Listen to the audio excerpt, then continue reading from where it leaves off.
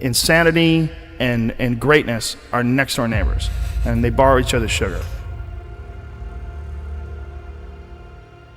Transformation of human consciousness through meditation is frustrated so long as we think of it in terms of something that I myself can bring about. Stick with it till you get through the uncomfortable times, until you go, you know what? I can spend time with myself. I could do this. I could do this forever. Well, then it's okay to go re-engage, but there's great value in not doing that until you go, I'm good with me and me for right now. I want to show people that there is a way out, that there is a way to do more, to get more, to obtain more. But I personally don't want to lose all that I've been able to get. So I need to make sure that I do everything to keep it. I do think that if you sit on the edge of your bed and things aren't going very well for you, and you ask what foolish thing you're doing to make it worse, that you'll get an answer right now. And it won't be the one you want, but it might be the one that if you listen to would set things straight.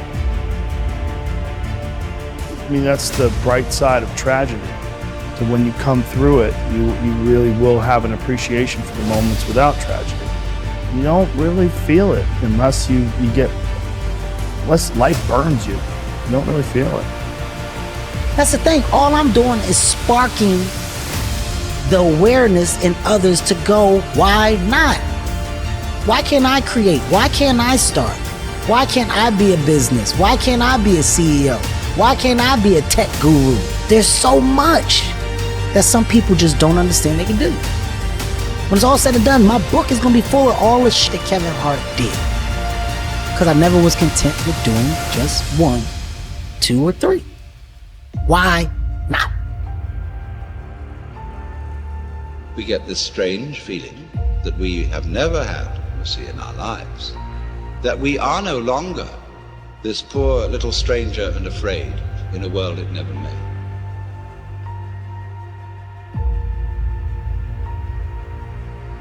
Momentum is a big thing with human beings. It's a big thing for me, at least.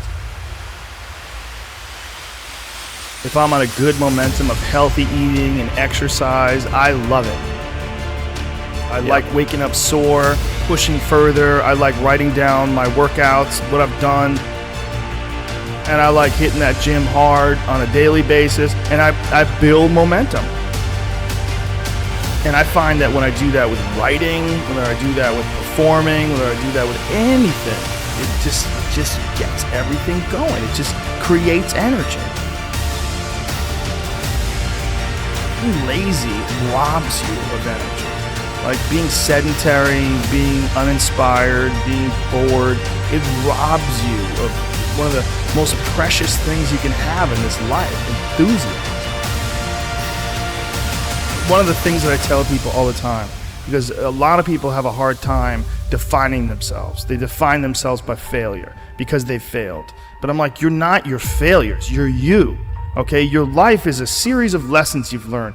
Now, if you just dwell on the failures, like that's not healthy. It's not smart and it's not empowering.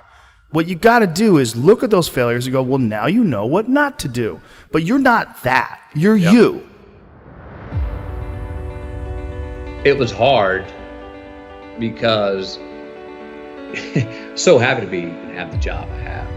At the same time, I was like, don't feel like I'm growing in my work.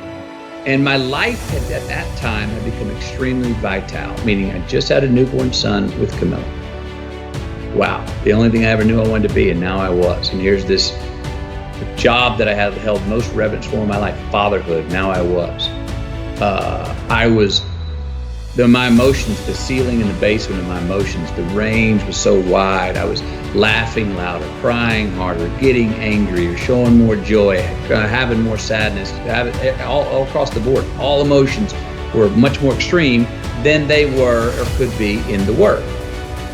I said, your life's more vital than your work, but can my work challenge the vitality I'm feeling in my life? So the work I wanted to do, there were certain scripts I wanted to do Dallas Buyers Club at that time, other scripts Nobody's going to touch me with a 10-foot pole in those movies. All the dramatic roles I wanted, they're like, no, not with McCounghey, we won't finance it. Okay, so I can't do what I want to do, so I'm going to stop doing what I've been doing. So I stopped doing rom-coms. I said no, I stopped. Well, for the first 6 months of not doing rom-coms, I wasn't doing anything. Finally, nothing came in. And for 14 more months, nothing came in. I considered other careers. Didn't know if I'd ever work again. But after 20 months of being gone, unbranding as I now call it, being out of sight, not being in your theater or your living room in a rom-com, not seeing me shirtless on the beach, I became a new good idea. I don't know, I haven't seen him, where has he been?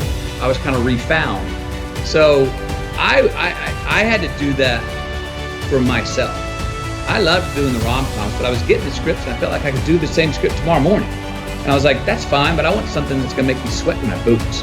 I want some work that's gonna challenge me and make me go, I'm scared of this role for all the right reasons. And I can't wait to go attack it and see how I come up the other side. Why seek the role that's hard? Because it costs me something. Because it costs. It's not really a risk unless you lose the fight. I feel more alive in them. I have an experience in the making of them. I'm nervous every day I come to work. I feel like when I nail a day and I knock it and I know I did, I feel like, yes. I have a measure at the end of the day of like, you set out to do something, you prepared for it, you had intention, and you did it.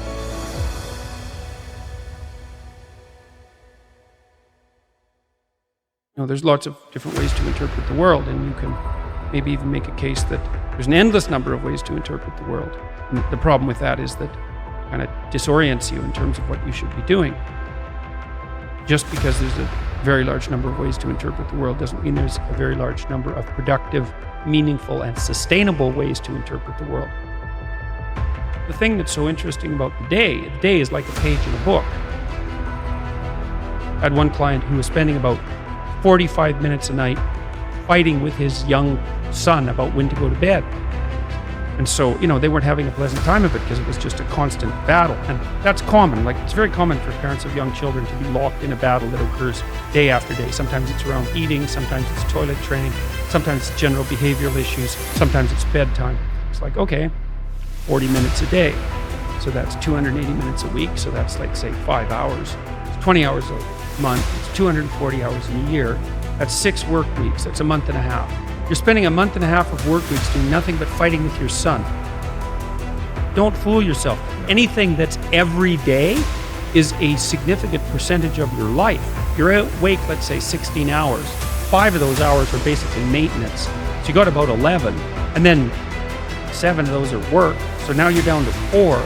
So if you're spending 15 minutes a day doing something painful and stupid, and you do it every day, it's like 10% of your productive life.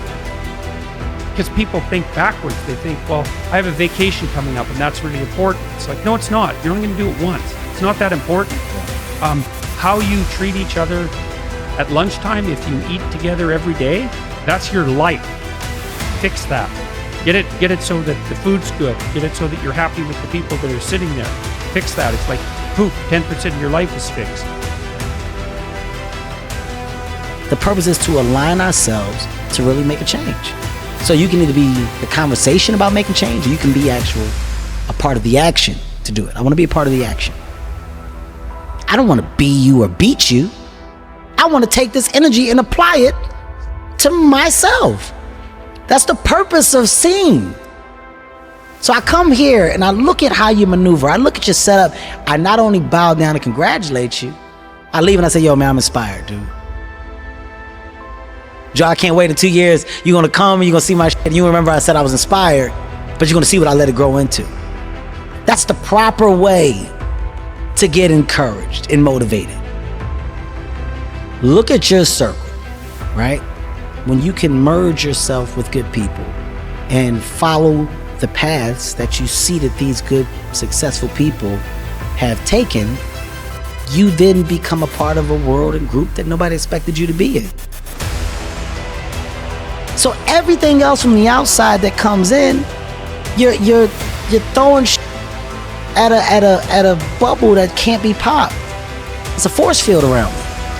There's a force field around me because what matters, what really matters, loves me wholeheartedly. And when you have that and you understand that, you're unbreakable. So if you don't add to that force field, if you don't make my force field stronger, you don't get time from me.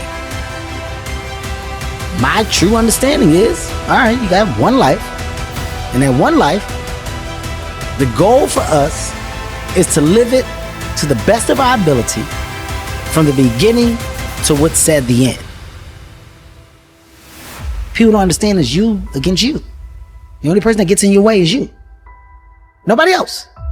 It's you. What I've understood is that what people are doing has nothing to do with me. I should always be a step ahead because I'm thinking differently, because I'm thinking about myself. Making myself better puts me in a position to make others better. Hard work brings great rewards.